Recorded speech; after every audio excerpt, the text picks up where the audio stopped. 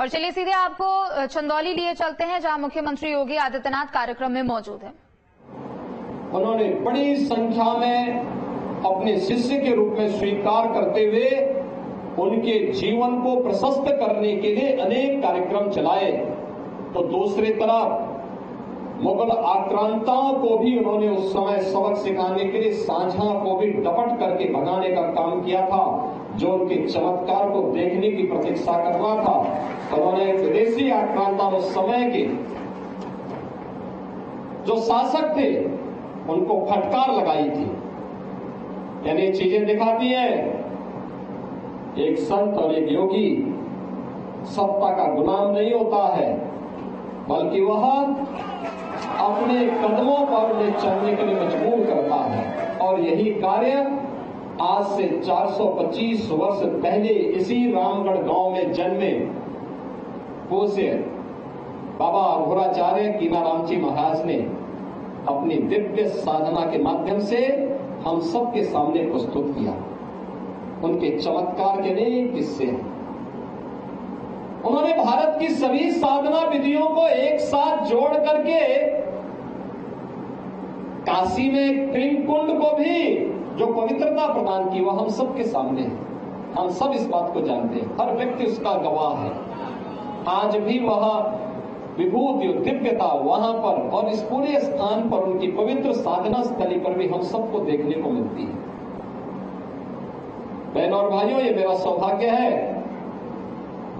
कि जब चंदौली में मेडिकल कॉलेज का निर्माण हो रहा था और उस समय यहां के हमारे माननीय सांसद, माननीय विधायक, माननीय सांसद और केंद्रीय मंत्री डॉक्टर महेंद्र नाथ पांडे जी ने, माननीय विधायक श्री सुशील सिंह जी ने, यहाँ के हमारे अन्य जनप्रतिनिधियों ने उस समय मेरे सामने प्रस्ताव रखा था कि बाबा के नाम पर कुछ हो जाए। तो मैंने कहा मेडिकल कॉलेज से अच्छा और क्या हो सकता है।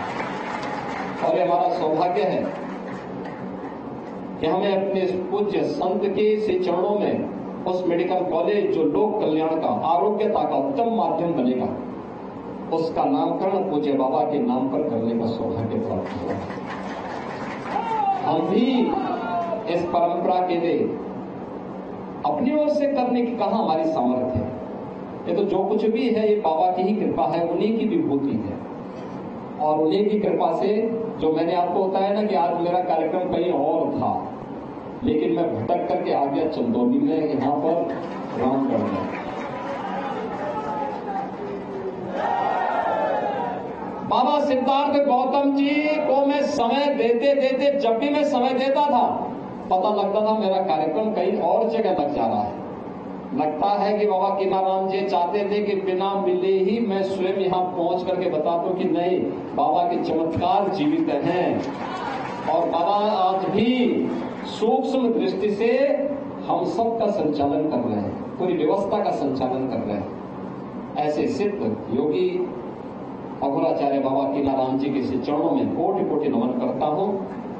और बहनों भाइयों, मुझे बहुत अच्छा लगा, समाज का हर तबका यहां पर आता है, बाबा का आशीर्वाद लेता है बिना भेदभाव के।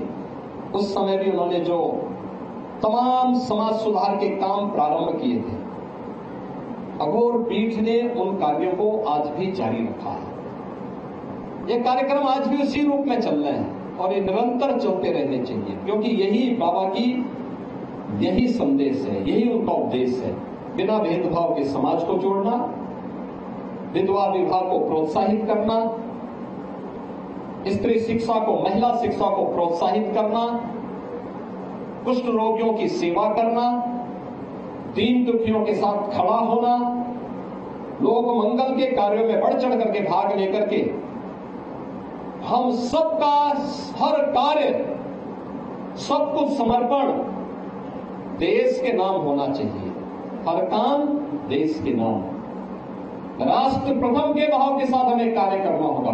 और इस भाव के साथ जो भी हमारा कार्य होगा वह बाबा के श्री चरणों में उनका आशीर्वाद जरूर प्राप्त करेगा। आज के इस अवसर पर मैं इस पीठ के वर्तमान जो पीठाधिपति हैं अघोराचार्य बाबा सिद्धार्थ गौतम राम जी को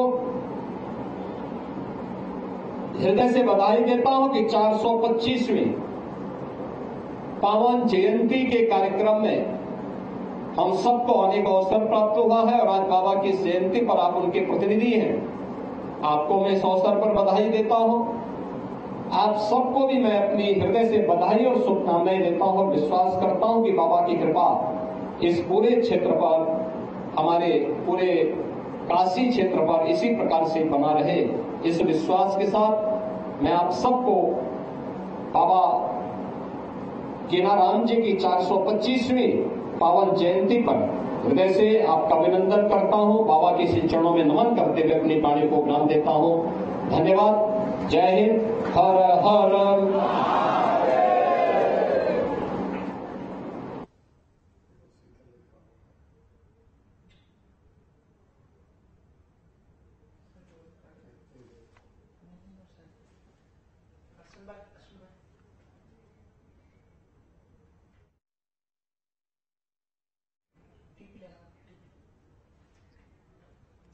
और चलिए खबरों में आगे बढ़ेंगे।